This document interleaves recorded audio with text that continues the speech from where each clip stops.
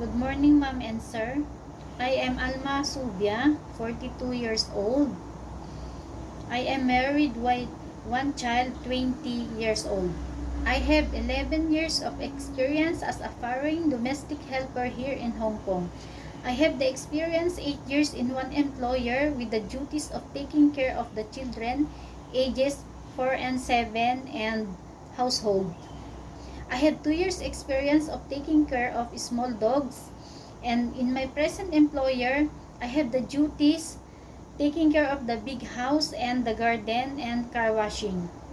My skills are taking care of children and household. But I am willing to learn how to take care of a newborn or elderly. But I prefer to work alone. Thank you, ma'am and sir, and I hope you will employ me. Thank you.